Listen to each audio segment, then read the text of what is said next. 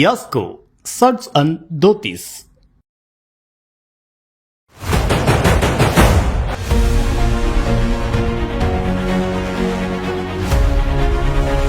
ஒரு காங்கிரஸ்காரன் வந்து கலைஞரை காதலிச்சு அதற்கு பிறகு அண்ணா பெரியாருன்னு தேடி பெரியார்கிட்ட போய் ராசானாலே 2Gல பட்ட பாடு அப்படிங்கிறது உங்க மனசுக்குள்ளேயும் வடுவா தான் இருக்கும். அப்ப எந்த மாதிரியான ஒரு சூழ்நிலை இருந்தது? சுப்ரீம் கோர்ட் எகென்ஸ்டா இருக்கு, எனக்கு சிஏஜி எகென்ஸ்டா இருக்கு, பிரஸ் எகென்ஸ்டா இருக்கு, சிபிஐ, இன்கம் டேக்ஸ் எல்லாம் பார்லிமெண்ட் எனக்கு இதாக இருக்கு. என்ன பேச விட மாட்டேங்கிறாங்க. ஆனா என்னதான் அவ்வளவு துணிச்சலோடு இருந்தாலும் கூட அவ்வளவு பெரிய ஹிட்லர் சிஸ்டம் பண்ணிக்கிட்டாங்க. இக்கட்டும் குரல் பரப்பிய திருவள்ளுவருக்கும் சிலை, தீரமாய் கப்பலோட்டிய தமிழருக்கும் சிலை, அறமலர்த்த கண்ணகிக்கும் சிலை, இப்படி 10 சிலை வைத்ததனால் அண்ணன் தமிழன்பால் வைத்துள்ள பற்றுதலை உலகறிய அந்த அண்ணனுக்கோர் சிலை சென்னையிலே வைத்தபோது ஆள்காட்டி விரல் மட்டும் காட்டு நின்றார், ஆணை இடுகிறார் எம்மண்ணா என்றிருந்தோம், ஐயோ இன்னும் ஓராண்டே வாழப் போகிறேன் என்று ஓர்விரல் காட்டியது இன்றென்றோ தெரிகிறது. இது வந்து ஆசிரியர் சொன்னாருன்னு நான் மக்கப் பண்ணேன். Meenakshi College of Nursing Mangadu, Arulmigu Meenakshi College of Nursing Kanchipuram, BSc, MSc and post basic BSc. இப்படி வந்து ஒரு குறைந்த ஆயுள்ல அவங்க போயிடுவாங்கன்னு வச்சு தெரிஞ்சிருந்தால் இன்னும் அவங்கள வந்து நல்லா வந்து ட்ரீட் பண்ணியிருக்கலாமோ, கொண்டாடி இருக்கலாமோ, நன்றியை காமிச்சிருக்கலாமோ, பாராட்டியிருக்கலாமோ அப்படிங்கிற எண்ணம் இருக்கும். அதுக்கு ஒரு கவிதை கூட நீங்க எழுதிருந்தீங்க. அப்ப எழுதியிருந்த ஞாபகம், உணர்ச்சி பெருக்கோட அந்த கடிதம். அமைச்சராக வரும்போது, மத்திய இணையமைச்சராக சுகாதாரத்தை இருக்கும்போது என்னுடைய கேபினெட் அமைச்சர் வந்து சத்ருகன் சின்ஹா. அவர் வந்து ஒரு புகழ்பெற்ற நடிகர். அவருக்குன்னு சில வாழ்க்கை முறைகள்லாம் இருக்கு. அப்படி போயிட்டு இருக்கும்போது ஒரு நாள் ஒரு சின்ன ஒரு கிட்டத்தட்ட கலவரம் மாதிரி ஆயிடுச்சு. அந்த கேள்விகள் எல்லாமே ஒரு சண்டை மாதிரி முடிஞ்சது. கலைஞர் வருத்தப்படுறது 2 விஷயம் தான். கிரிக்கெட் ஒண்ணுமே தெரியாது, சினிமா பார்த்து ரொம்ப நாள் ஆயிடும், அவரோட தான் போவேன். நமக்கு இருக்கிற ஒரே ஒரு ஹாபி புஸ்தகம் தான். என்னுடைய துணைவியார் கூட சொல்லுவாங்க, எப்பவுமே சீரியஸா இருக்காதீங்க, கொஞ்சம் ரிலாக்ஸ் இருப்பாங்க.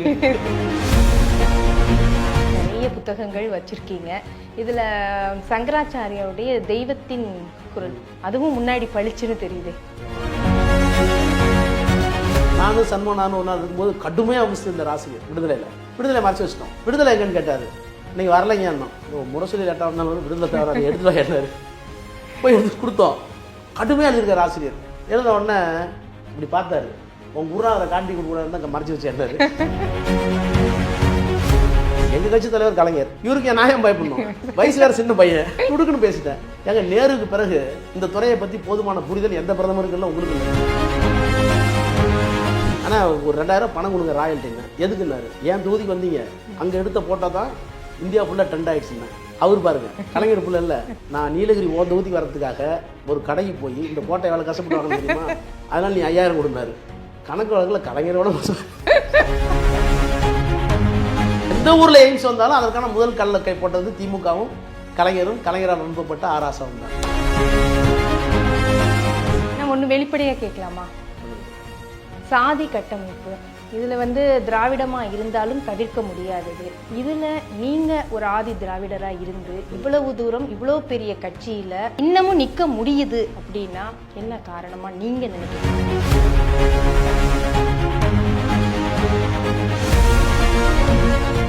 மின்னம்பலம் நேயர்களுக்கு வணக்கம். நான் யார் நிகழ்ச்சியில சந்திக்க போகும் பிரபலம் பஞ்சமன் சூத்திரன். இவற்றை பற்றி இவரை தாண்டி யாரும் அதிகம் பேசியிருக்க முடியாது. நாடாளுமன்றத்திலும் அரசியல் அமைப்பை பற்றியும் அம்பேத்கரை பற்றியும் கர்ஜிக்கக்கூடியவர். இந்த க்ளூவை போதும் அப்படின்னு நான் நினைக்கிறேன். வாங்க பேசலாம். வணக்கம் சார். வணக்கம். நலமா இருக்கீங்களா? நலமா இருக்கேன். திமுகவுடைய துணை பொதுச் செயலாளர், நாடாளுமன்ற உறுப்பினர், இப்போ மண்டல பொறுப்பாளர், இது மாதிரி நிறைய பதவிகள் நீங்க பார்த்துட்டு இருக்கீங்க. ஆனா உங்களை பொறுத்த வரைக்கும் நீங்கள் யாருன்னு நீங்க வந்து வெளி உலகத்துக்கு காட்டின தரமான சம்பவங்கள்லாம் இருக்கும்ல, அதுல ஒரு சம்பவத்தை சொல்லுங்க. நான் யார் என்பதை என்னுடைய பொது வாழ்க்கையும் என்னுடைய கொள்கை ரீதியான பயணமும் திராவிட முன்னேற்ற கழகத்தில் நான் யார் என்பதை தலைவர் கலைஞர் அவர்கள் தீர்மானித்து என்னை இன்றைக்கு வழிநடத்துகின்ற மாண்புமிகு முதலமைச்சர் அவர்கள் எனக்கு ஒரு அடையாளத்தை வழங்கியிருக்கிறார்கள். அந்த அடையாளம் தான் என்னுடைய அடையாளம். ஆனா ஆண்டிமுத்து ராசா இன்னைக்கு இவ்வளவு பிரபலமான ஒரு ராசாவாக இருக்கிறீங்க. இந்த காலகட்டத்தில் ஆரம்பத்தில் உங்களை வெளிப்படுத்தக்கூடிய சம்பவம் இருந்திருக்கும்ல? அது வந்து ஒரு இயற்கையாக நடந்த ஒரு விஷயம். அதாவது நான் வந்து ஒரு பழுத்த காங்கிரஸ் குடும்பத்தில் பிறந்தவன். என்னுடைய துணைவியாருடைய அப்பா எனக்கு தாய்மாமன், அவரே நாடாளுமன்ற உறுப்பினராக காங்கிரஸ் கட்சியில் இருந்தார், ஐயா கண்ணன். அதனால் எனக்கு காங்கிரஸ் குடும்பத்தில் பற்றி தான் அதிகமாக தெரியும். எங்கள் வீட்டில் காமராஜர் படம், காந்தி படம், நேரு படம் தான் மாட்டியிருக்கோம். அது மாதிரி இருக்கிற போது நான் பள்ளிக்கூடத்தில், அதாவது உயர்நிலைப்பள்ளி மேல்நிலைப்பள்ளி படிக்கும்போது 8ஆம் வகுப்பு படிச்சுட்டு இருக்க போது என்கிட்ட என்னுடைய ஆசிரியர் சொர்க்கோ செல்லமுத்துன்னு ஒரு ஆசிரியர் இருந்தார். அவர் வந்து தமிழ் ஒப்பித்தல் போட்டி அறிவித்தாங்க. பேச்சு போட்டி, கட்டுரை போட்டி, தமிழ் ஒப்பித்தல் போட்டின்னு. அப்போ எல்லாம் நான் பெருசாக பேச்சு போட்டியில் கலந்துக்கல, எண்ணம்லாம் கிடையாது. அவர் நான் தங்கியிருந்த விடுதிக்கு பக்கத்தில் தங்கியிருந்தார் அவர் வீடு. அவர் என்னை கூப்பிட்டு, என்னை கொஞ்சம் துடிப்பாக இருப்பேன், அவங்க மனப்பாட பகுதியெலாம் நல்லா சொல்லுவேன், முதல் மார்க்கு 2வது மார்க் வாங்கக்கூடிய இடத்துல இருந்ததுனால ஏன்னா அவருக்கு கொஞ்சம் பிடிக்கும். ஆனால் என்னை கூப்பிட்டு, இது மாதிரி தமிழ் ஒப்பித்தல் போட்டி வருது, அதில் இந்த கவிதையை நீ வந்து மனப்பாடம் பண்ணி அதை ஒப்பிச்சிரு, உனக்கு தான் ப்ரைஸ் கிடைக்கும்னு சொன்னார். எனக்கு அப்போ என்னன்னே தெரியாது. அது என்னன்னு கேட்டிங்கன்னா, அண்ணா இறந்தப்ப கலைஞர் எழுதிய கவிதை. அது வந்து ஒரு பெரிய நீண்ட நெடிய கவிதை. பூவிதழின் மென்மையிலும் மென்மையான புனித உள்ளம், அன்பு உள்ளம், அரவணைக்கும் அன்னை உள்ளம், மா பலா வாழையினும் முக்கணியும் தோற்றுவிடும் அப்படின்னு ஸ்டார்ட் பண்ணி, இதயத்தை உன் கால்மடலில் கொண்டு வந்து வைப்பேன் அண்ணா அப்படின்னு, உங்களோட இதயத்தை இரவலாக தாருங்களேன்னா நான் உன்னிடம் வரும்போது அதை கையோடு கொண்டு உன் கால்மலரில் வைப்பேன் அண்ணான்னு முடியும். பெரிய கவிதை. அதில் நிறைய வரலாற்று உண்மைகள் எல்லாமே வரும். அது ஒரு நீண்ட நெடிய கவிதை. நீங்கள் அதை இப்போ படித்தா நெஞ்ச உழுக்கும். அதாவது அண்ணா இருக்கும்போதே உலகத்தமிழ் மாநாட்டுக்கு வந்து 10 சிலை வச்சாங்க. அன்னை குலம் போற்றுவதற்கு ஔவைக்கு ஒரு சிலை, வளையா நெஞ்ச பாரதிக்கும் வணங்காமுடி பாரதிதாசனுக்கும் சிலை, திக்கெட்டும் குரல் பரப்பிய திருவள்ளுவருக்கும் சிலை, தீரமாய் கப்பலோட்டிய தமிழருக்கும் சிலை, அறமலர்த்த கண்ணகிக்கும் சிலை, இப்படி 10 சிலை வைத்ததனால் அண்ணன் தமிழன்பால் வைத்துள்ள பற்றுதலை உலகறிய அந்த அண்ணனுக்கோர் சிலை சென்னையிலே வைத்தபோது ஆள்காட்டி விரல் மட்டும் காட்டி நின்றார், ஆணை இடுகிறார் எம்மண்ணா என்றிருந்தோம், ஐயோஹோ இன்னும் ஓராண்டே வாழப்போகிறேன் என்று ஒரு விரல் காட்டியது இன்றென்றோ தெரிகிறது. எம்மண்ணா இதயமண்ணா நிழல் நீதான் என்றிருந்தேன், கடலிடத்தில் எழுதேட போய்விட்டாயே நியாயம்தானா, நீ கண்மூடி சிந்திக்கும் பேரழகை கண்டுள்ளேன், இன்று மண்மூடி கொண்டுன்னை காணாமல் தடுப்பதென்ன கொடுமை, கொடுமைக்கு முடிவு கண்டாய், எமை கொடுமைக்கு ஆளாக்கி ஏன் சென்றாய், எதையும் தாங்கும் இதயம் வேண்டுமென்றாய், இதையும் தாங்க ஏதன்னா எமக்கு இதயம். இப்படி போயிட்டே இருக்கும். போயிட்டு நான் கடைசியாக உங்களோட இதயத்தை இரவலாக தந்திடுங்கள் கொண்டு வந்து வைப்பேனான்னு சொல்லுவார். இது வந்து ஆசிரியர் சொன்னாருன்னு நான் மக்கப் பண்ணேன். அப்போ வந்து அது உள்ளே நிறைய வரும். சோமசுந்தர பாரதியாரை தோக்கடித்தார், பெரியார் எல்லாமே வரும். 2 திங்கள் வரை சிறையில் வாடி 3 கோலாக தமிழை தந்து 3 எழுத்தாலே அண்ணாவானார்பார். அதாவது கலைஞருடைய வார்த்தை சித்தங்கள்லாம் பார்த்தீங்கன்னா ரொம்ப எவ்வளவு தாண்டவம் ஆடுங்க தெரியும். அப்போ அந்த கவிதையில் எல்லல், துள்ளல், வரலாறு எல்லாமே இருந்தது. கற்பனை நயம், இதை முழுக்க அப்போ வந்து ஒரு ஒரு மெக்கானிக்கலாக நான் படித்து ஒப்பிச்சது தான். பார்த்தீங்கன்னா ஃபஸ்ட் ப்ரைஸ் மட்டும் இல்லை, ஒரே கரகோஷம். திரும்ப ஆண்டு விழாவில் வந்து மீண்டும் அந்த கவிதை ராஜா வாசிப்பார்னு எங்கள் தமிழாசிரியர் சொல்லி பெரிய எனக்கு அது பெரிய கௌரவம் வந்துருச்சு அந்த ஒரு கவிதையால். இவ்வளோ பெரிய கௌரவத்தை கொடுத்த கவிதை அப்போ தான் சிந்திக்கிறேன், யார் அண்ணா, யார் பெரியார், யார். அதில் ஒவ்வொரு வரி இதில் பெரியார் யார், அண்ணா யார், கலைஞர். அப்போ தேடல் அதிகமாகிடுது. பெரியார் இளம் வயதிலேயே, அந்த 8ஆம் வகுப்பு படிக்கிற போதே அண்ணா யார், எழுதிய கலைஞர் யார். அப்போ எங்கள் ஊர்லலாம் வந்து முரசொலி வந்து அண்ணா படிப்பகம் அப்படின்னு படிப்பகம் வச்சுருப்பாங்க. அதில் வந்து முரசொலி இந்த மாதிரி பத்திரிகைலாம் வரும். இந்த கலைஞரை பற்றிய தேடல் வந்த உடனே அந்த 8ஆம் வகுப்பு படிக்கையிலேருந்து காலையில் வந்து விடுதியில் வந்து 8:30 மணிக்கு சாப்பிட்டு 9 மணிக்கு எங்களை அழைச்சிட்டு போவாங்க. நாங்கள் 60 பேர் இருப்போம், 60 பேர் வரிசையில் அழைச்சிட்டு போவாங்க, டிசிப்ளினாக வார்டன். அங்கே நாங்கள் போன உடனே 9லேருந்து 10 மணி வரைக்கும் அந்த வெளியில் போய் கடை வீதிக்கு போகிறது வர்றது, பஸ் ஸ்டாண்ட் பக்கத்துலேயே இருக்கிறது, அதெல்லாம் இருப்போம். அப்போ நாங்கள் முதல்ல அந்த கவிதையை படித்த பிறகு நான் முதல்ல போகிறது முரசொலி, அந்த படிப்பகத்து போவேன். அப்போ அந்த படிப்பகத்தெல்லாம் பார்த்தீங்கன்னாக்கா அப்புறம் தேட பிற்பாடு நூலகத்துக்கு போகலாம். அங்கே நூலகம் இருந்துச்சு. நரியும் பரியாய் போன கதை, நாரதர் பெண்ணாய் ஆன கதை, உரியை கண்ணன் உடைத்த கதை, ஊரார் போற்றிய பழைய கதை, எரியில் துரும்பாய் ஆக்கியவர் பெரியார் தந்த பேரறிஞர் என்பார். அப்போ அதுக்குள்ளே இத்தனை அந்த நரியும் பரியாய் போனதான் என்னன்னு தேடுவேன். அது ஒரு புராணம். உரியை கண்ணன் உடைத்த கதை என்ன, கண்ணை ஏன் உரிய உடைச்சான், அதுக்கு ஒரு கதை இருக்குது. ஒரு தேடல் ஆரம்பமாகுது. அப்படி தேடல் ஆரம்பமாகி ஒரு காங்கிரஸ்காரன் வந்து கலைஞரை காதலிச்சு அதற்கு பிறகு அண்ணா பெரியாருன்னு தேடி பெரியார்கிட்ட போய் ரொம்ப அந்த அந்த அந்த அந்த பாடாலூருங்கிற கிராமம் வந்து பெரியார் குடியிலே ஒரு பள்ளிக்கூடம் இருந்தது, அந்த சுயமரியாதை மண். அப்போ அதை அதிகமாக தேடி கல்லூரிகளுக்கு போகும்போது அது இன்னும் விரிவடைந்தது. முசிறி கல்லூரி தான் நான் போனேன். போய் விரிவடைகிற போது அங்கே எனக்கு ஒரு மோதல் வந்துச்சு. திராவிடர் கழக மாநாட்டுக்கு போனேன். அங்கே திராவிடர் கழகத்தில் இருந்து நான் திராவிடர் கழக மாநாட்டுக்கு போனப்போ வர்க்கமாக வருணமான ஒரு பெரிய சர்ச்சை நடந்துச்சு. நீங்களும் இருந்தீங்களா? ஆமாம், அங்கே வந்து டிஸ்கஷன் நடக்கும் மாநாடுகளில், இரவு நேரங்களில் பந்தல்லையே டிஸ்கஷன் நடக்கும். குரூப்பை பிரித்து வச்சுக்குவாங்க திராவிடர் கழகத்தில். அப்போ வந்து ஏன் வந்து வர்க்க கம்யூனிஸ்ட் தானே பெஸ்ட்டு, இதை விட உலகளாவிய தத்துவம், ஏன் நம்ம வந்து இப்படியே வர்ணத்தோடு நிற்கணும் அப்படிங்கிற மோதல்லாம் வரும். இப்படி மோதல், உரசல் இதெல்லாம் தேறி ரைட், இந்திய சமூகத்தில் புறையோடி போயிருக்கிற சாதி அமைப்பும் மதமும் தான் இங்கே வந்து பலரை தற்கூரியாகவும் பலரை பொருளற்றவர்களாகவும் ஏழைகளாகவும் வைத்திருப்பதற்கு காரணம் இங்கே இருக்கிற மதமும் சாதியும் தான். அந்த மதமும் சாதியும் தான் தற்கூரிகளை மட்டுமல்ல பெண்களையும் தாழ்த்தி வைத்திருக்கிறது, கல்வி மறுக்கப்பட்டிருக்கிறது. இந்த கட்டமைப்பை உடைக்காமல் கம்யூனிசமே இங்கே வெற்றி பெற முடியாது அப்படிங்கிற ஒரு தேடலுக்கு வந்த காலம் அந்த கல்லூரி காலம்தான். ஆக கலைஞர் தான் கல்லறிந்தார், அந்த குளத்தில் நீரலைகள் வெளிப்பட்டது, அந்த நீரலைகளுடைய வெளிப்பாடு பிரவாகமாக மாறியது, கடைசியில் கலைஞர்கிட்டே அது சங்கமித்தது. அருமை. அதே இது வந்து இந்த சாதியை கட்டமைக்கணும், சாதிங்கிற கட்டமைப்பை உடைக்கணும். இந்த இது திமுகவுக்கு நீங்கள் சேர்ந்த பிறகு இப்போ உடைக்க முடிஞ்சுதா? நீங்கள் இடையில ஏதாவது சந்தித்த சம்பவங்கள், உங்களுக்கே மனசில் ஒரு உறுத்தலான சம்பவங்கள்லாம் நீங்கள் தாண்டி தானே வந்திருப்பீங்க. சாதி ஒழிப்பில் நம்பிக்கை கொண்டிருக்கிற தலைவர்கள் திராவிட முன்னேற்ற கழகத்து தலைவர் தான், இன்றைக்கி இருக்கிற தலைவராக இருந்தாலும் கலைஞராக இருந்தாலும் அண்ணாவும் தான். ஆனால் சாதியை உடனே உடைச்சிட முடியாது. ஏன்னா அது வந்து ஒரு மன மாறுதல், புரிதல். சாதினா என்னங்கிற புரிதல். முதல்ல சாதி பொய்ங்கிறத ஒத்துக்கிட்டாவே பெரிய விஷயம். சாதியை ஊற்றி தாண்ட முடியலங்கிறது வேறு. சாதி பொய். ஏன் பொய்ங்கிறேன்? அம்பேத்கர் கரெக்டாக சொன்னார், it is a notion your mind. நீங்கள் வந்து ஒரு பேருந்து இறக்கி 60 பேர் இருக்காங்க ஒரு பேருந்தில், அந்த பேருந்துக்குள்ளே ஏறி யார் நாடார், யார் செட்டியார், யார் முதலியார், யார் பறையர், பல்லர் நீங்கள் சொல்லிடுவீங்களா? அப்போ கண்ணுக்கு தெரியாத ஒன்று தானே அவங்களை ஆட்டிகிட்டு இருக்கு. அப்போ கண்ணுக்கு தெரியாத புலனுக்கு தெரியாத ஒன்றை 2000 ஆண்டுகளாக கட்டமைத்து அதை உங்கள் மனசுக்குள்ளே கொண்டு போய் வச்சு அதிலிருந்து வெளியே வர முடியாத ஒரு நிலை ஏற்படுத்திருக்குல்ல, அதுதான் இந்து மதத்தினுடைய வெற்றி. அந்த வெற்றியை தோல்வியாக்கிறதுக்காக தான் உங்களை தான் போராடிட்டு இருக்கோம். அது அம்பேத்கர் வேறு மாதிரி சொல்லுவார், பெரியார் வக்கரமாக சொல்லுவார், கோபமாக சொல்லுவார். பெரியார் சொல்லுவார், ஒரு நுகத்தடியை தூக்குனாக்க எவ்வளவு வலிமையான காலமாடுகளாக இருந்தாலும் கொம்பு தலையை கீழே கொண்டு போய் கொடுக்கும். அதுக்கு தெரியாது இவனை விட நான் பலமுள்ளவன்னு, இவன் செய்கிறது தப்புன்னு தெரியாது. ஆனால் எப்படி பழக்கி வச்சுருக்கான்னா, நான் நுகத்தடியை தூக்குனா மாடு தானாக வந்து தலையை கொடுக்கணும். அது மாதிரி சாதி இல்லைன்னு நீங்கள் சொல்ல வேண்டியதில்லை, நாங்கள்லாம் தாழ்ந்த சாதி தான் அப்படின்னு சொல்லக்கூடிய மனநிலையை உருவாக்கியிருக்கீங்கல்ல, இந்த ஸ்டேட் ஆஃப் மைண்ட். அந்த ஸ்டேட் ஆஃப் மைண்டை வந்து இன்னமும் வச்சுருக்கு பாருங்க இந்த மதம்.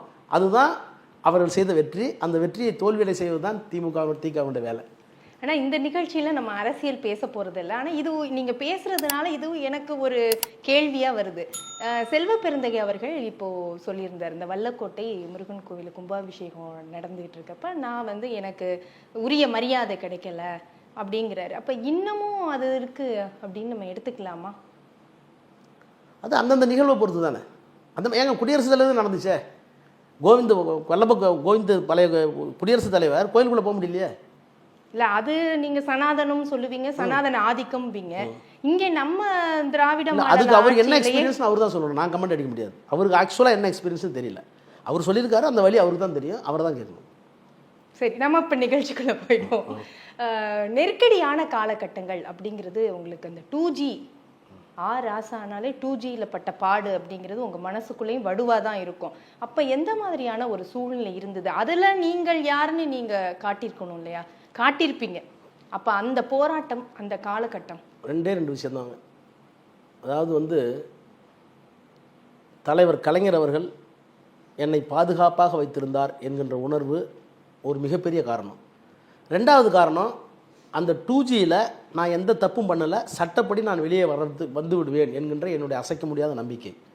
எனக்கு என்னதான் நம்பிக்கை இருந்தாலும் உச்சநீதிமன்றம் எனக்கு எதிராக இருக்குது, கணக்காய சிஏஜி எனக்கு எதிராக இருக்காங்க, சிபிஐ எனக்கு எதிராக இருக்குது, இடி எனக்கு எதிராக இருக்குது, இன்கம் டேக்ஸ் எதிராக இருக்குது, ஒட்டுமொத்த ப்ரெஸ்ஸும் எனக்கு எதிராக இருக்குது. இவ்வளவு எதிர்ப்பையும் ஒரே நேரத்தில் சந்தித்த ஒரு அரசியல்வாதி எனக்கு தெரிஞ்சு யாரும் கிடையாது நினைக்கிறேன். கண்டிப்பாக இத்தனை நிறுவனங்கள் எதிராக இருந்தது. தனி மனித எதிர்ப்புங்கிறது வேற, தனி மனித எதிர்ப்புங்கிறது ஈஸியாக சமாளிச்சிடலாம். இவன் எல்லாம் நிறுவனங்கள், சுப்ரீம் கோர்ட் எகென்ஸ்டாக இருக்குது, எனக்கு சிஏஜி எகென்ஸ்டாக இருக்குது, ப்ரெஸ் எகென்ஸ்டாக இருக்குது, சிபிஐ, இன்கம் டேக்ஸ் எல்லாம், பார்லிமெண்ட் எனக்கு எதிராக இருக்குது, என்ன பேச விட மாட்டேங்கிறாங்க.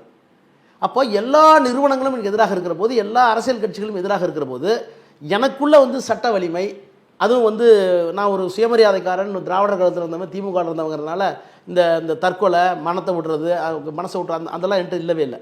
அது ஒரு காரணம். ஆனால் என்னதான் அவ்வளோ துணிச்சலோடு இருந்தாலும் கூட, அவ்வளோ பெரிய ஹிட்லர் சூசைட் பண்ணிக்கிட்டார். எனக்கு அந்த மனநிலைக்கு போகாமல் என்னை தடுத்தாண்டு கொண்டவர் என்று சொன்னால் அது கலைஞர் தான். அவர் வந்து எனக்கு நேரிலும் நான் சிறையில் இருந்த போதும் எனக்கு சொல்லி அனுப்புகிற செய்தி, நான் உன்னோடு இருக்கிறேன், திமுக உன்னோடு இருக்கிறது. கலைஞரோடு இருந்தவங்களாம் அப்படி இருந்தாங்கன்னு சொல்ல முடியாது. என்னால் கலைஞரோடு இருந்தவர்களே கூட கட்சியில் இருந்தவர்கள் கூட அப்படிப்பட்ட உணர்வை பெற்றிருந்தார்கள் என்று என்னால் உறுதியிட்டு சொல்ல முடியாது. ஆனால் கலைஞர் இருந்தார். அதனால தான் நான் வந்து வெற்றி பெற்ற உடனே அவருக்கு எழுதின கடிதத்தில், அவர் படிக்க முடியலையே தவிர அன்றைக்கி வெற்றி பெற்று நானாக மனப்பூர்வம் எழுதின கடிதத்தில் பணிக்கூடத்தில் வைத்து என்னை காப்பாற்றிய தாய் அப்படின்னு சொன்னேன். அப்போ உள்ள நெருக்கடிகள் என்னவா இருந்தது? நீங்க சொல்ற மாதிரி தான் எவ்வளோ பேர் ஆறுதல் சொன்னாலும், கூடவே நிற்கிறேன் அப்படின்னு சொன்னாலும், அந்த தனி மனிதனா அதை அனுபவிக்கணும்ல. நாலா பக்கமும் வரக்கூடிய நான் சொன்ன 2 தாண்டி 3வது ஒன்று இருக்கு. அது என்னோட மறைந்து போன துணைவியார். அவங்க வந்து ஊரெல்லாம் அப்படி சொல்றாங்க அப்படி சொல்றாங்க அப்படின்னு என் பேரில் வந்து ஒரு ஒவ்வாமையவோ அல்லது ஒரு சலிப்புணர்ச்சியோ காட்டியிருந்தால், நான் ஒருவேளை இன்னும், ஏன்னா எல்லாத்துக்கும் குடும்பம் ஒன்று இருக்குது. நீங்கள் வந்து எவ்வளோதான் பிரச்சனை வெளியே இருந்தாலும் வீட்டுக்குள்ளே வரும்போது ஒரு பாதுகாப்பும் ஒரு அரவணைப்பு இருந்தால் தான் உங்களால் வந்து தைரியமாக இருக்க முடியும். அந்த வலிமையை, தைரியத்தை இப்போ இருக்க, அப்போ வந்து பள்ளிக்கூட மாணவியாக இருந்த என்னுடைய மகளும் என்னுடைய துணைவியாரும் கொடுத்தார்கள். அவர்களோடு குடும்பத்தாரும் கூட இருந்தார்கள். இப்போ குடும்பம்னு பார்க்கும்போது உங்களுக்கு இப்போ திரும்பி பார்க்கும்போது உங்களுடைய துணைவியார் தற்போது இல்லை, ஒரு வருத்தம் இருக்கும்ல, அது மாதிரி ஏதாவது வருத்தம் இருக்கா? அவங்க கூட நிற்கலை, ஏன்னா புகழ் அடைந்தவர்கள் எல்லாம் அந்த ஒரு இடத்துல வந்து ரொம்ப ஃபீல் பண்ணுவாங்க. நான் வந்து சரியான நேரம் கொடுக்கல என்னுடைய குடும்பத்துக்கு அப்படிங்கிறதெல்லாம் ஃபீல் பண்ணுவாங்க. உங்களுக்கு அந்த மாதிரியான அது எல்லாத்துக்குமே கட்டாயம் இருக்கும். இப்படி வந்து ஒரு குறைந்த ஆயுளில் அவங்க போயிடுவாங்கன்னு வச்சு தெரிஞ்சிருந்தால் இன்னும் அவங்கள வந்து நல்லா வந்து ட்ரீட் பண்ணியிருக்கலாமோ, கொண்டாடிருக்கலாமோ, நன்றியை காமிச்சிருக்கலாமோ, பாராட்டியிருக்கலாமோ அப்படிங்கிற எண்ணம் இருக்கும். ஏன்னா நீங்கள் 56, 55 வயதுங்கிறது யாரும் எதிர்பார்க்காத வயது. அதனால் அந்த குறை நிச்சயமாக எல்லார்ட்டையும் இருக்கும். அதுக்கு ஒரு கவிதை கூட நீங்கள் எழுதியிருந்தீங்களா சார்? அப்போ எழுதியிருந்த ஞாபகம். உணர்ச்சி பெருக்கோட அந்த கடிதம். ஏன்னா அந்த துயரம்லாம் கண்டிப்பாக அது மறக்கவே முடியாத ஒரு விஷயமாக தான் இருக்கும். நீங்கள் டெல்லிக்கு போன முதல் அனுபவம் எப்படி இருந்தது? நாடாளுமன்றம், அங்கே ஒரு பெரிய நாடாளுமன்றத்தில் இன்னைக்கு வந்து அவ்வளோ பேசுகிறீங்க. இன்னைக்கு ராசானா நாடாளுமன்றத்தில் கர்ஜிக்கக்கூடிய ஒரு நபராக இருக்கிறீங்க.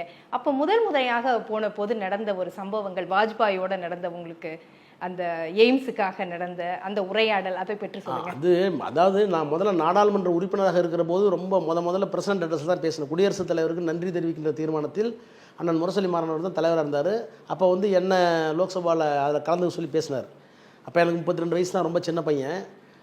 நான் நீதிமன்றங்களில், பெரிய பெரிய நீதிமன்றங்கள், மாவட்ட நீதிமன்றங்கள், சார்பு நீதிமன்றங்களில், எங்கள் ஊரில் எது பெரிய நீதிமன்றம்னு சொல்கிறோமோ அந்த நீதிமன்றங்களெல்லாம் பெரிய மூத்த வழக்கறிஞர்களோடு நான் மோதியிருக்கேன். அவர்களோடு ஆங்கிலத்தில் வாதிட்டு இருக்கேன். அந்த பயிற்சி எனக்கு ரொம்ப தேவையாக இருந்தது, ரொம்ப பயனுள்ளதாக இருந்தது.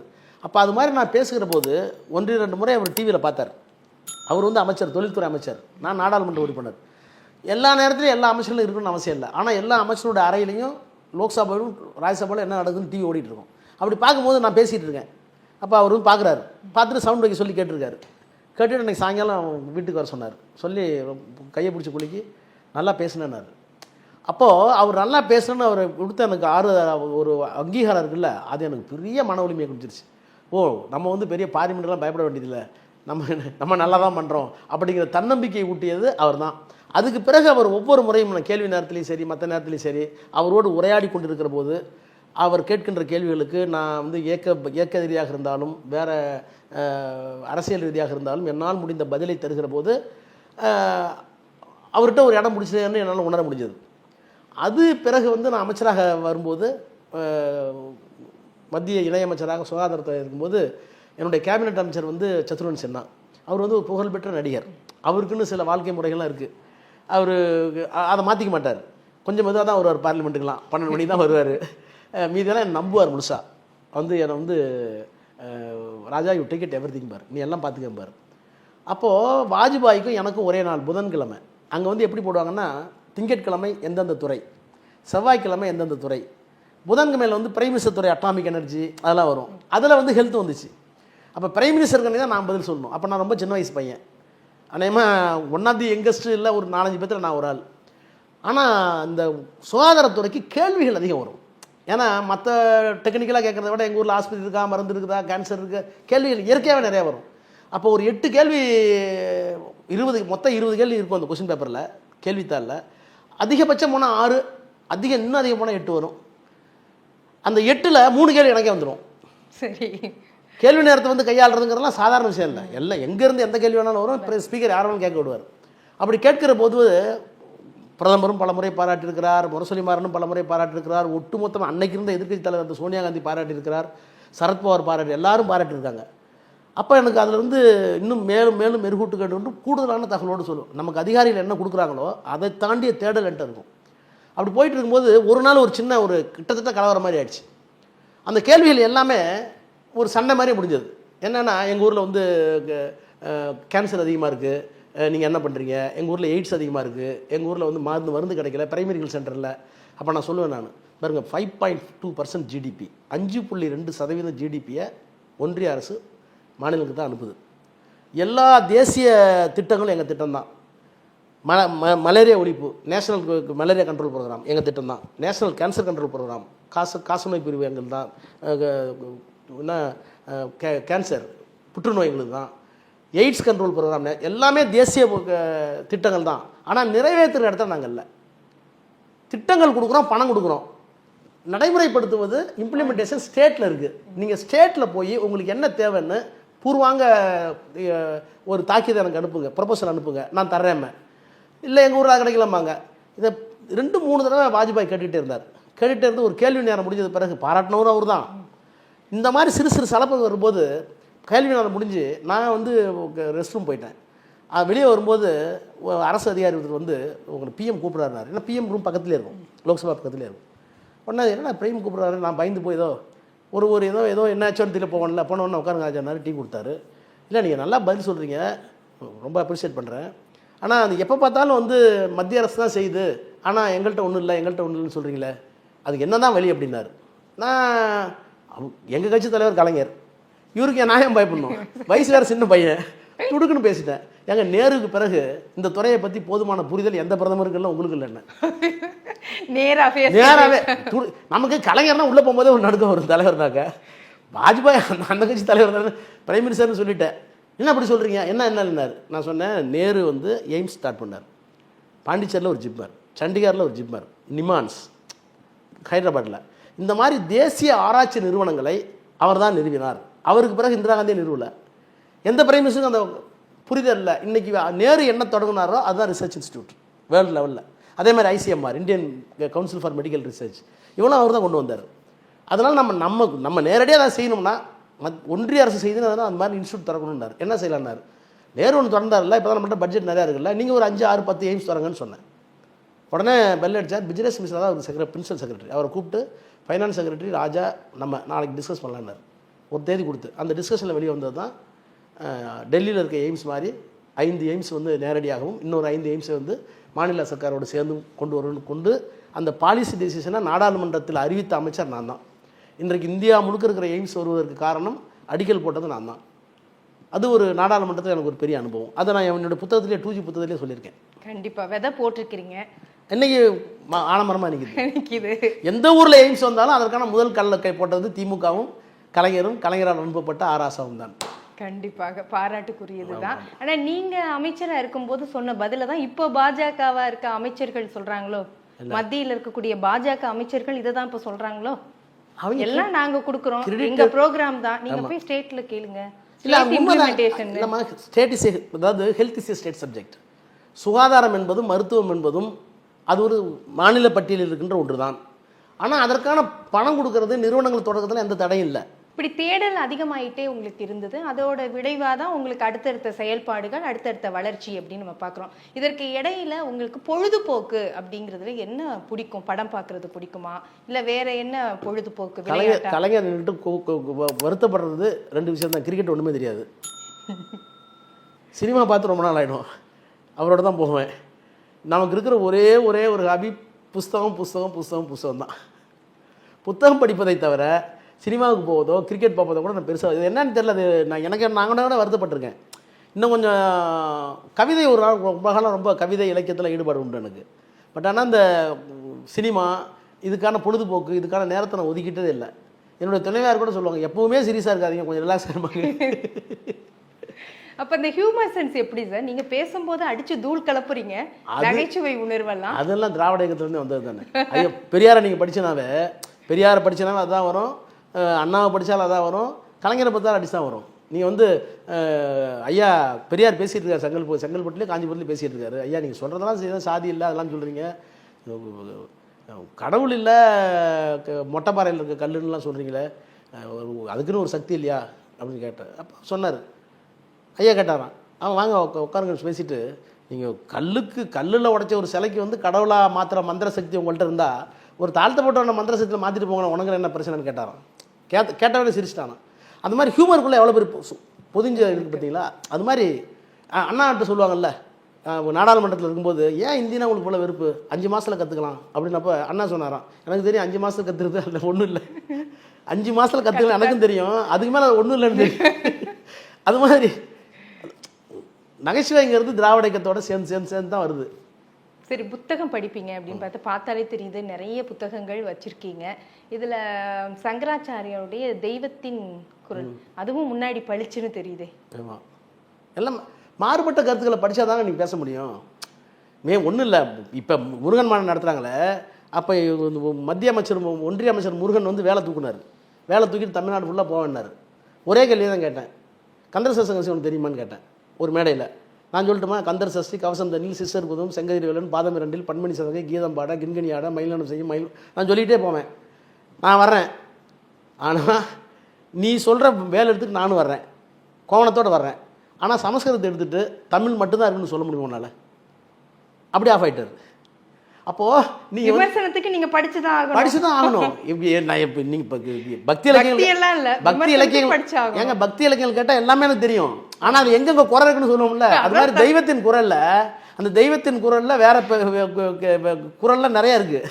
இந்த நகைச்சுவை உணர்வில் நீங்கள் மறக்க முடியாதது, அதுவும் கலைஞர் அவர்களுடன் நீங்கள் அவர் கூடவே இருந்தவர். கலைஞர் வந்துங்க ஒவ்வொரு நிகழ்வுலையும் இன்ஸ்டன்ட்லாம் சாதாரணமாக கூட அவருடைய நகைச்சுவை வெளிப்படும். ஒன்றும் இல்லை, ஹைகோர்ட் ஃபங்க்ஷனுக்கு நான் ஒன்றிய அமைச்சர், அவர் முதலமைச்சர், ஹைகோர்ட் ஃபங்க்ஷனுக்கு கூப்பிட்டுருந்தாங்க. கலைஞர் தலைவர் வந்து என் தோளில் கை வச்சுக்கிட்டு லிஃப்ட்டில் ஏறினார். லிஃப்ட்டு முடிஞ்சு லிஃப்ட்டு திறந்துச்சு. ரிசீவ் பண்ணுறதுக்கு மூத்த வழக்கறிஞர் காந்தி, அவர் அன்றைக்கி பாரத ஸ்டேஷன் தலைவராக இருந்தாருன்னு தெரியல, ஞாபகம் இல்லை, ஏதோ ஒரு பொறுப்பில் இருந்தார். அவருக்கு நல்ல உறவு, கலைஞருக்கு அவருக்கு நல்ல உறவு.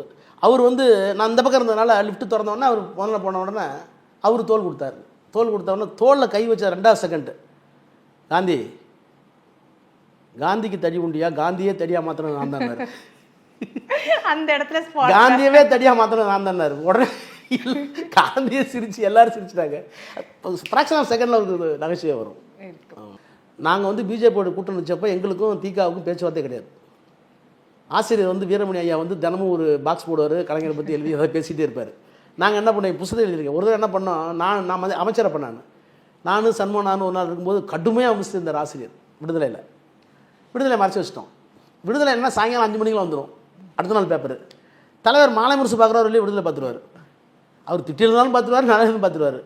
விடுதலை எங்கன்னு கேட்டார், இன்றைக்கி வரலைங்க அண்ணன். முரசொலி லேட்டாக வந்தாலும் விடுதலை தவிர அதை எடுத்துகிட்டு வாங்கினார். போய் எடுத்து கொடுத்தோம். கடுமையாக எழுதியிருக்கார் ஆசிரியர். எழுதின உடனே இப்படி பார்த்தாரு, உங்கள் குருநாதரை காண்டி கொடுக்கூடாது தான் மறைச்சி வச்சேன்னாரு. ஏன்னா திக்காளது வந்ததில்ல. நான் வந்து இல்லைங்க அது லேட்டாக வந்து பாட்டுருக்கேன் சொல்லிட்டு சொன்னேன், ராஜா இப்படி எழுதினால்தான் அவர் வீரமணி, இல்லை என்றால் அவர் ஈரமணினார். இதை 2 பேரும் இருக்கும்போது நான் சொல்லியிருக்கேன், எழுதியிருக்கேன், ஆசிரியருக்கும் தெரியும். அப்போ இன்னொருத்தருடைய ஸ்பேஸை நம்ம எடுத்துக்கக்கூடாது. அது காரணம் சொன்னார். நம்ம அரசியல் ரீதியாக எப்படி அண்ணா ராஜாஜியோட உறவுக்கு நிர்பந்தம் வந்துச்சோ அது மாதிரி நம்ம ஒரு நிர்பந்தத்துக்காக வச்சோம். அது அவருக்கு ஏற்புடையதல்ல, அவர் விமர்சிக்கத்தான் செய்வார். ஆனால் நம்முடைய மூலாதார கொள்கையை இழக்காமல் நாம் பார்த்து கொண்டோம் அல்லவா, இந்த மூணையும் கட்டி போட்டு. இப்போ நான் என்ன சொல்ல வரேன்னா, பெரியார் இருக்கிற போது ஆபத்து இல்லை, அண்ணா இருக்கிற போது அந்த ஆபத்து அரும்பி இருந்தது. கலைஞர் இருக்கிற போது ஓரளவுக்கு இருந்தது, ஆனால் அதை கட்டி போட்டவர் கலைஞர் வேறு வழியாக. ஆனால் பெரியார் இல்லை, அண்ணா இல்லை, கலைஞர் இல்லை. இந்த 3 பேரும் இல்லாதப்ப 350 தாண்டி வந்துட்டாங்க நாடாளுமன்றத்தில். இது இந்து நாடுங்கிறாங்க. இந்த நேரத்தில் ஒரே மொழி, ஒரே நாடு, ஒரே தேர்தல், ஒரே மதம், ஒரே சோறு எல்லாம் சொல்கிற நேரத்தில் நாங்கள் டெல்லிக்கு அவுட் ஆஃப் கண்ட்ரோல்னு சொல்லக்கூடிய ஆற்றல் ஒரு மனிதனுக்கு இருக்கிறது என்றால் அந்த மனிதனுக்கு பின்னால் பெரியார், அண்ணா, கலைஞர் இன்னும் உயிரோடு இருக்கிறார்கள் என்று தானே பொருள். அங்கே தான் அவரை பிரமிச்சு போகிறேன். இப்போ கொஞ்சம் கூலாக நம்ம பேசுகிறோன்னா, ஸ்டாலின் அவர்களுடைய அந்த நகைச்சுவை உணர்வு, அந்த ட்ரெஸ் கோடு, அதை பற்றி சொல்லுங்க. அது கலைஞரோட பிள்ளைகள் அவுட்டி இருக்கும்ல. ஊட்டிக்கு வந்து ஒரு 5 நாள், நீலகிரிக்கு வந்து ஒரு 5 நாள் தங்கியிருந்தார். தங்கினப்போ ஒரு கோட்டு பேண்ட் ஷூட்லாம் போட்டிருந்தார். ஏதோ ஒரு தற்செயலாக வந்து 2 பாக்கெட்லையும் கை விட்டு அப்படி பார்த்துட்டு இருப்பார். அது வந்து ரொம்ப ட்ரெண்ட் ஆச்சு. அது வந்த 2 நாளில் சென்னைக்கு வந்துட்டார். 2 நாளில் நம்ம மாநிலத்தினுடைய பொருளாதார வளர்ச்சி முதல் தடவையாக கணக்கு எடுத்தாங்க. அது இந்தியாவினுடைய பொருளாதார வளர்ச்சியை காட்டிலும் அதிகமாக இருந்தது. அவங்களுக்கு வந்து 8.69 இருந்தது, நம்மளுக்கு 9 வந்துருச்சு. இதை வந்து அதிகாரிகள்லாம் வந்து இதை கொண்டாடணும் அப்படின்னு சொன்னாங்க. சரி விளம்பரமாக கொடுக்குற சொல்லி விளம்பரம் கொடுத்தாங்க. அதில் இந்த ஃபோட்டோவை போட்டாங்க. ஊட்டியில் அவர் எடுத்துக்கிட்ட ஃபோட்டோவை போட்டாங்க. நான் 2 நாள் கழித்து வந்து முதலமைச்சரை பார்த்தேன். என்ன விசேஷம் நேற்று நான் வந்தேன்னு சொன்னேன். சொல்லிட்டு அவர்கிட்ட கிண்டலை கேட்டேன். எல்லோரும் தாங்க என்ஆர் இளங்கோ எல்லோரும் உட்காந்துருந்தாங்க. அப்போ கேட்டேன், ஆனால் ஒரு 2000 பணம் கொடுங்க ராயல்ட்டின்னு. எதுக்குன்னாரு. ஏன் தொகுதிக்கு வந்தீங்க, அங்கே எடுத்த ஃபோட்டோ தான் இந்தியா ஃபுல்லாக ட்ரெண்ட் ஆகிடுச்சுன்னு. அவர் பாருங்க கலைஞர் பிள்ளை இல்லை, நான் நீலகிரி தொகுதிக்கு வர்றதுக்காக ஒரு கடைக்கு போய் இந்த கோட்டை எவ்வளோ கஷ்டப்பட்டு வாங்கணும் தெரியுமா, அதனால் நீ 5000 கொடுனாரு. கணக்கு வழக்கில் கலைஞரோட கராரா இருக்கிறார். எல்லாரும் சிரிச்சிட்டோம். அது மாதிரி அதே மாதிரி உடன்பிறப்பே அப்படிங்கிறதுல ரொம்ப அந்த வார்த்தை அப்படிங்கிறதோட வீரியம் வந்து கலைஞர் அவர்களிடம் இருந்து தான். அதில் கொடுத்த முக்கியத்துவம் எப்படி இருந்தது? ஒரு எளிமையானவர்கள் தொண்டர்களாக இருக்கட்டும் எல்லாருக்கும் ஒரு முக்கியத்துவம் கொடுக்கணும்னு கலைஞர், அதுதான் அதோடைய சக்ஸஸ்ன்னு நம்ம எடுத்துக்கலாம் இல்லையா? அந்த மாதிரியான ஒரு சம்பவம். அதாவது கலைஞர் வந்து இயக்கத்தை எப்படி நடத்த வேண்டும், அந்த இயக்கத்தில் இருக்கிற ஒரு தனி மனிதனை ஒரு தொண்டனை எப்படி நடத்த வேண்டும்லாம் பார்ப்பார். அது மாதிரி மாஸ் கான்டாக்டில் கலைஞர் வந்து பேப்பரை காலையில் 5 மணிக்கு படித்தாருன்னா உடனே கலெக்டர்கிட்ட போவார். அங்கே அந்த அந்த ஏதோ ஒரு நோயாளி இருக்காங்களா பாருங்கள் எல்லாம் பேசுவார். கலெக்டர் தூங்க முடியாது. கலைஞர்கிட்ட நாங்களே 5 மணிக்கு மேலே தூங்க முடியாது, 4:30 மணிக்கு மேலே. அவரு நம்ம நீ பேப்பரை பார்க்காட்டி நாங்களாம் பாட்டு வாங்கியிருக்கோம் பல தடவை. தினமலர் 3வது பக்கம் பார்த்தியாரு, இன்னும் வரலன்னு நான் ஒரு நாள் பொய்யெல்லாம் சொல்லாத வந்துருச்சு நீ படிக்கலன்னு சொன்னார். தப்பிக்கவே முடியாது, ஓடவும் முடியாது, ஒழியவும் முடியாது. இப்போ தொண்டர்களை வந்து கையாளுவது இல்லை கலைஞர் அவர்களுடைய அந்த பண்பு அப்படிங்கிறத நம்ம பார்த்தோம். உங்களுக்கு தனிப்பட்ட முறையில் ஒரு அனுபவம் இருக்கா, பக்கத்துல இருந்து பார்த்த அனுபவம்? அதாவதுங்க கலைஞரை ரொம்ப பக்கத்தில் பார்த்ததெல்லாம் 99 2000 அண்ணன் முரசொலிமாரனுடைய மறைவுக்கு பிறகு தான் அவருடைய அவரோட ரொம்ப நெருக்கமாக இருந்தது. ஆனால் கலைஞர் வந்து எப்படி தொண்டரோடு அணுக்கமாக இருக்கிறார் என்று இன்னமும் நான் வியந்து ஒரு மேடையில் பாராட்டின வரலாறு உண்டு. அப்போ வந்து 97, நான் 96 எம்பி, 32 வயசில் எம்பி ஆகிட்டேன். ரொம்ப சின்ன பையன். கலைஞர் கிட்ட போகணும் தூரத்தில் தான் பார்ப்போம், ஏன்னா சீனியர்ஸ்லாம் இருந்தாங்க. அப்போது தமிழ்நாடு ஹவுஸில் இருக்கார். அப்போ வந்து தேவகவுடாவை எடுத்துகிட்டு குஜராத்தில் வந்து பிரைம் மினிஸ்டர் ஆகணும். அந்த ஒரு அரசியல் நெருக்கடிக்காக கலைஞர் கூப்பிட்ருக்காங்க, யாரை பிரைம் மினிஸ்டர் ஆகலாம் வாங்கன்னு. தமிழ்நாடு ஹவுஸில் உட்காந்து டிஸ்கஸ் பண்ணிகிட்டு இருக்கோம். ஓரளவு முடிஞ்சிருச்சு, குஜராத் தான் அப்படின்னு முடிவு பண்ணிடுச்சு. இந்தியாவில் இருக்கிற எல்லா தலைவர்களும் தமிழ்நாடு இல்லத்துக்கு வந்து கலைஞர்கிட்ட சொல்லி நீங்கள் எடுத்த முடியும் தான் சரின்னு கைகூலிட்டு போகிறாங்க. நாளை மறுநாளோ பதவியேற்பில் இருக்கணும். அப்போ வந்து அண்ணன் முரசொலிமாரன்ட்ட சொல்கிறார், ஏப்பா நான் வந்து சென்னையில் நாளைக்கு கல்யாணம் இருக்குது, நான் போகிறேன், இப்போ தான் எல்லாம் முடிஞ்சு போச்சேன், பதவியேற்பில் தான் நான் டிவியில் பார்த்துக்கிறேன், நான் கிளம்புறேன் அப்படின்னாரு. அவர் சொன்னார், என்னம்மா நாளைக்கு இருக்குது, நீங்கள் தான் எல்லாம் பண்ணீங்க, நீங்கள் போய்ட்டு அப்படிலாம் தப்பாக நினைப்பாங்கன்னாரு. அப்போ சொன்னார், இல்லைப்பா அவன் தாயகம் கவின்னு ஒரு மாணவர், நீ அவன் திருமண நாள், நான் இல்லைன்னா மனசு உடஞ்சிருவான், நான் போகணும். பிரதமர் பதவியேற்பு விழா, பிரதமர் பதவியேற்போட அப்போ எனக்கு தாயங்கவி யாருன்னு தெரியாது. தாயகம் கவின்னு ஒரு மாணவரில் ஒரு தம்பி இருக்கான், அந்த தம்பி என்கிட்ட தேதி வாங்கியிருக்கான், நான் இல்லைன்னா மனசு ஒடிஞ்சிருவான், நான் போகிறேன், நீ இருந்து பாருன்றார். எல்லோரும் நான் உட்காந்துருக்கேன், ஓரம் சின்ன பையன் ஓரமாக உட்காந்துருக்கேன். எல்லாரும் அப்புறம் எல்லோரும் சமாதானப்படுத்தி அதை இப்போ விசாரிச்சுக்கலாங்க, நம்ம வீட்டுக்கு கூட கூப்பிட்டுக்கலான்னு சொன்ன பிற்பாடு அப்படி யோசிச்சுட்டு டக்குன்னு சண்முகநாதன் லெட்டர் பேட் எடுத்து வந்தார். என்ன இருக்கான் லெட்டர் பேட் எழுதிட்டு இருக்காரு, அன்புள்ள தம்பி தாயகம் கவிக்கு, அரசியல் சூழ்நிலை காரணமாக என்னால் வர முடியும் நீ அறிவாய் நினைக்கிறேன், நான் வராததால் உன்னை மனம் எவ்வளவு வேதனைப்படும் என்று தெரிகிறது, என்றாலும் உன் துணைவியார் என்னமோ எழுதினார், கைப்பட எழுதினார். எழுதி போஸ்ட் பண்ணி சாயங்காலம் இதில் கூரியல் கூட போடல, சாயங்காலம் ஒரு ஆளை போட்டு ஃப்ளைட்டில் போட்டு போய் மாப்பிள்ளை போடுறாரு.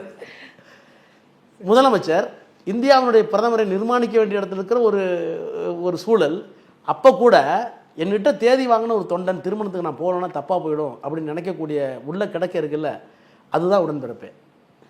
பெரிய விஷயம் தான் சார். இன்னொரு கேள்வியும் இருக்குது சார். இப்போ உங்களுக்கு நிறைய சீனியர்ஸ் இருப்பாங்களே, KN நேரு அவர்கள் இருக்கிறாங்க, துரைமுருகன் அவர்கள் இருக்காங்க. இப்போ இங்கே இருக்கக்கூடிய ஒரு பாண்டிங் பிணைப்பு அப்படிங்கிறது எப்படி இருக்குது? அதுதான் தலைவர் கொடுக்குற இடம் தான்.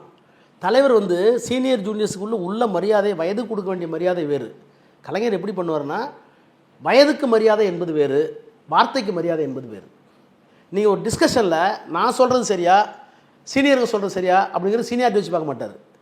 அந்த சொல்கிற வார்த்தையில் இருக்கிற செய்தியும் உள்ளடக்கமும் உண்மையை வச்சு தான் பார்ப்பார். ஒரு வரலாற்று ரீதியான தரவுகளோ அல்லது வந்து ஒரு இப்போ நீ ஒன்றில் ஒரு தடவை சாதி தோன்றி விதம் இப்போ வந்தப்போ நான் ஒரு கருத்து சொன்னேன், இன்னொருத்தர் கருத்து சொன்னார், எல்லாத்தையும் கேட்டுக்கிட்டு ராஜா சொல்கிறதான் சரின்னார். ஆனால் என்னோட எதிர்ப்பு சமராடியவர் வந்து சூப்பர் சீனியர். அப்போது எல்லா தர்க்கங்களையும் கேட்டுக்கொண்டு பெரியவர்களையும் அரவணைத்து ஆனால் இளையவர்களும் அவருடைய கருத்துக்களை சொல்வதற்கு உரிமை உண்டு, அதுலேயும் நியாயம் இருக்கும் அப்படிங்கிற அந்த தீர்ப்பை சொல்லக்கூடிய வல்லமை அந்த பாங்கு அவர்கிட்ட இருக்குது. அதெல்லாம் பார்த்தா நாங்கள் வந்து மெய் மறந்து அவர்கிட்ட கட்டி போட்ட மாதிரி இருப்போம். நான் ஒன்றே ஒன்று சொல்கிறேன், நீங்கள் வந்து ராஜாவை சந்தித்தால் நீங்கள் சொன்னீங்களா ராஜாவுக்கு அடையாளம் இதுதான், இதுதான் ஃப்ரேம்னு சொல்லிச்சிங்கள, எனக்கு தெரிஞ்சு கலைஞருக்கு ஃப்ரேம் கிடையாது. நேற்று பார்த்த கலைஞர் இன்றைக்கி புது அவதாரம் எடுப்பார், இன்றைக்கி பார்த்த கலைஞர் நாளைக்கு வேறு அவதாரம் எடுப்பார். இந்த மனிதனை இவ்வளோதான் நினச்சோமே, அரிதோறும் அரிதோறும் அறியாமைன்னா அது மாதிரி கலைஞரை தெரிந்தோறும் புதுசு புதுசாக பார்த்துட்டே இருக்கணும். அப்படி ஒரு தலைவர் அவர். நான் ஒன்று வெளிப்படையாக கேட்கலாமா? சொல்லுங்கள். சாதி கட்டமைப்பு இதில் வந்து திராவிடமாக இருந்தாலும் தவிர்க்க முடியாதது. இதில் நீங்கள் ஒரு ஆதி திராவிடராக இருந்து இவ்வளவு தூரம் இவ்வளோ பெரிய கட்சியில் நீங்கள் நிறைய பெரிய பிரச்சனைகளும் இருந்திருக்கும், சமாதானமும் இருந்திருக்கும், இதெல்லாம் தாண்டி இன்னமும் நிற்க முடியுது அப்படின்னா என்ன காரணமாக நீங்கள் நினைக்கிறீங்க? இல்லை, அதாவது சாதி என்பது பௌதிக கட்டுமானம், அதை தாண்டி வர்றதுங்கிறது அவ்வளவு அரிதான காரியம் அல்ல. ஆனால் அதை தாண்டி வர முடியும் என்பதற்கு திராவிட இயக்கம் என்னை முன்னிறுத்துகிற அளவுக்கு எனக்கு ஒரு ஸ்பேஸ் கொடுத்துருக்கு. கலைஞரோ திமுகவோ நீங்கள் என்ன தான் வந்து உங்களுக்கு ஆற்றல் இருந்தாலும் அறிவு இருந்தாலும் அதற்கான ஸ்பேஸை கொடுக்கணும், என்ன பண்ணுவீங்க? அந்த ஸ்பேஸ் வேறு எந்த கட்சியில் கொடுத்துருக்காங்களா அது வரைக்கும்? ஏன்னா ஒரு ராசாவுக்கு மட்டும்தான் அப்படி கிடையாது. அது நீங்கள் வந்து கலைஞர் சொல்லுவார், காலதேச வர்த்தமானம் பார். இப்போ நீங்கள் ஒன்று சொல்கிறேன் கேளுங்க, இதே ஆங்கில புரிதலோட, இதே தமிழ் புரிதலோட, இதே பேச்சாற்றலோட நீங்கள் வந்து பெரம்பலூரில் நான் பிறக்காமல் நான் வந்து விருதுநகரில் பிறந்திருந்தேன், நான் எப்படி பார்லிமெண்ட் போயிருப்பேன்? இப்போ இன்றைக்கி சாதி மாற்றி எங்கன்னா நிற்கலாம், இன்னும் தலைவர் விரும்பினாக்க அடுத்த ஜாதி இல்லாமல் பொதுவில் நிற்க வைக்கலாம், அது நான் குரோனப் வளர்ந்துட்டேன். ஆனால் அன்றைக்கு இருந்த சூழ்நிலையில் அதுதான் பெரியார் வந்து விதிங்கிறத நம்ப மாட்டார். அவர் சொன்ன பயன்படுத்தின வார்த்தை காலதேச வர்த்தமானம். அதை எனக்கு கலைஞர் தான் சொல்லி கொடுத்தார். காலதேச வர்த்தமானம்னா எவாலுவேஷன், சில விஷயங்கள் வந்து இயற்கை உங்களுக்கு முன்னாடி நிறுத்தும், அதுக்கு நீங்கள் காரணமே சொல்ல முடியாது, யூ ஹேவ் டு செயில்.